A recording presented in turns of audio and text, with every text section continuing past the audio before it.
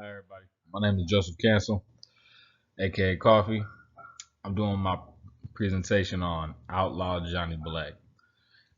Now, for a lot of you guys who don't know this is written, directed, and clearly starring Michael Jai White.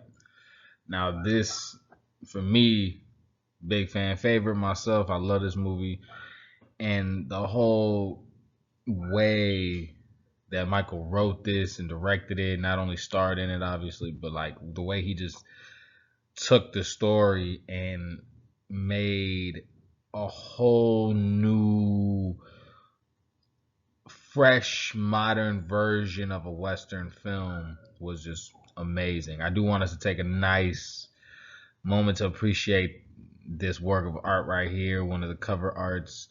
um, we have the in the background we got the western standoff, you know what I mean, in the open, ready to draw. It has that desert feel, got a whole, falcon or eagle or what it may be in the, predatorial bird up in the air. And then you have, the attire, the revolvers, things of that nature. So that also plays into a lot of the effect of why I picked this. The main reason also is Michael Jai White, obviously not only, great actor, but this role and the writing and the way, the film was directed and everything was just such a new vamp on westerns. Because normally westerns don't have a high um, population of black cast. Back in the day, at least, it was majority white casting, and this film, the majority of the cast is black, which is a fresh retake on a western. Also, we have that, relation with like how the searchers, the outlaw stranger comes to town and, disturbs the natural order of things. The same thing happens with Michael Jai White in this movie, and I think it's great because of the way how they switch that, traditional um, way that westerns would do that. And then we also like the main reason why Michael Jai White drew me to this is because I'm a big fan of his martial arts, and that's a big part of this movie. It's not one of those, we all know Michael Jai White for those action, martial arts roles and this and then a third. And even though he has scenes where he does perform martial arts, there's a fight scene that he does where he does, martial arts. It doesn't draw away from the natural western that we're all used to and we love to see, and it almost gives this kind of like you know Django, or even how Rango, like those ways how those western films took it in a different approach, and that was a great way, the blend of how the action, the comedy, because this is an action comedy, but the way that he was able to not take away from the feel of it being a western and an authentic western, but also being able to implement the karate, martial arts. Excuse me, I shouldn't even say karate. I should have said martial arts. My apologies, but even implementing that into this and with the comedy and not, having that nice blend of narration. Applause. So obviously what makes this a western is a lot of the things we just stated: the attires, the environments, the saloons, the deserts, the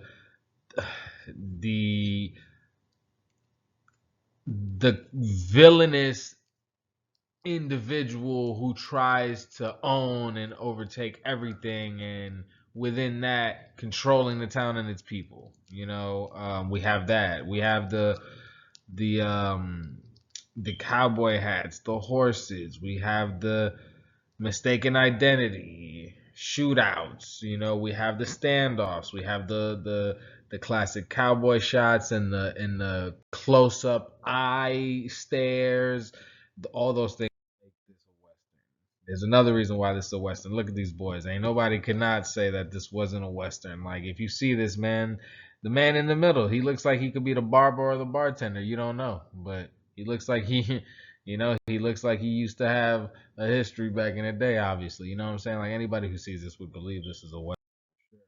Now, this is a great part of why I love some of how the comedy and the twist and the different way and approach how um Outlaw Johnny Black goes about this was because in the searchers, we have the, like I said, the stranger that comes to the town and disrupts the natural order of things.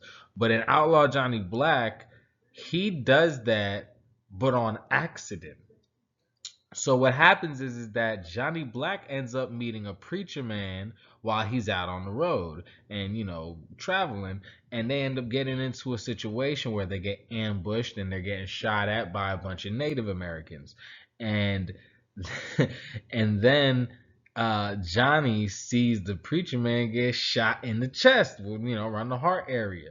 But that pocket right here that we see, well, excuse me, that jacket, it has a pocket right here. We most of us are familiar with, I think. And he has, being a preacher man, they always carry their Bible, and that's where they usually keep it, especially in the movies. So when he got shot, it the Bible saved him, and the natives didn't end up. They didn't kill him. They ended up taking him captive, and in a comedic way, they end up offering him to marry the chief's daughter, and the chief's daughter ends up being like this funny, fat, ugly, almost manly looking woman, and he just starts bugging out, and he just has to find a way to get out of there, and he ends up getting out of there, and but Johnny thinks that he's dead, so he ends up taking his identity and going to this town because while they were traveling together, he found out that the preacher man was writing to this young lady up here who happens to be the sister of one of the very, very important black females that helps run the town and govern everything. The preacher man was there to pretty much marry her and, things of that nature. And then Johnny goes there as the preacher man, and his intentions, like he goes there, and it's a funny thing. This is the way I love about how the blend of this movie and how they brought it, because he goes there with the expectations of something mischievous, but going in the representation of something righteous, and then he goes in there and he actually is the good guy, even though in the beginning stages he portrays as the anti-hero where he's like not a good guy, not a bad guy, but he's just against like bullying and things of that nature. He's one of those anti-heroes where will defend those who can't defend themselves. But he's not really a hero. But realistically, he comes there, like I said, with this malintent to rob the place blind. Like he ends up going in there undercover. He plans on going in there as the preacher man, robbing the town and leaving without anyone knowing. But he ends up actually going in there and not really doing that. Everyone believes he's a preacher man, but he doesn't do that well. And it starts like disrupting a lot of stuff. And the preacher man ends up getting to the town, and then Johnny finds him that he's alive, and everyone's trying to figure out, oh, who's this guy? And then Johnny starts, saying that he's his friend and things like that. And, so the preacher man has to end up pretending to be somebody he's not, even though the people technically know him and this and that and the third. But it's just, it's man, they play with that in the comedy because realistically, the chances of that realistically happening back in that time were really high. Like we never met each other face to face. There was no Facebook, no Snapchat, no none of this stuff, no FaceTime, no nothing, Zoom, anything.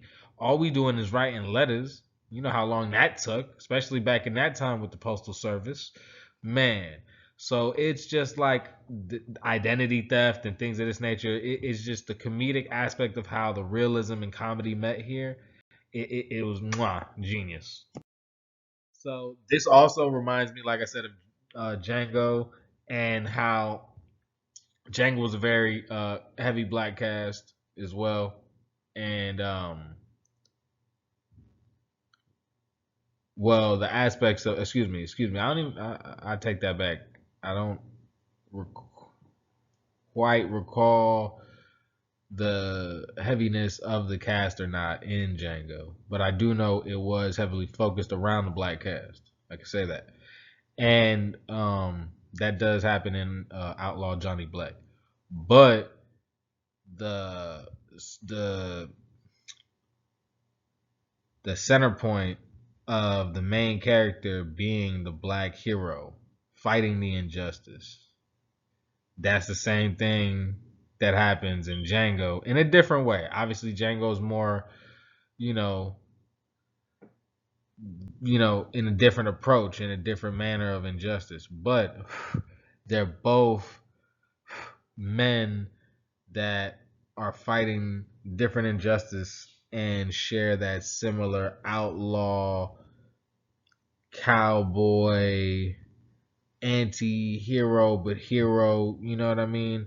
Because anti-heroes, realistically, I know they're not people who are good or bad like that, you know what I mean? Because anyone can do bad, right? And that's the thing with an anti-hero. They know anyone can do bad or not. And really, they the good guys, they just don't call themselves that. That's in a sense, you know what I mean? But yeah. And, you know, the satire is different with Johnny Black because with Django it's a little more violent versus with Johnny Black, like it's more comedic action. And this is one of those great things about this. And anyone who hasn't watched this, I think you should definitely go watch this. It has a great overall cast, narration, and it made me laugh a couple times. So I do hope everyone enjoyed the presentation, and I do apologize for me not sounding like I practiced this or whatever, because I know this was technically a little rough. I did rehearse this plenty of times though, but I do appreciate everyone's time, and this was my presentation of Outlaw Johnny Black.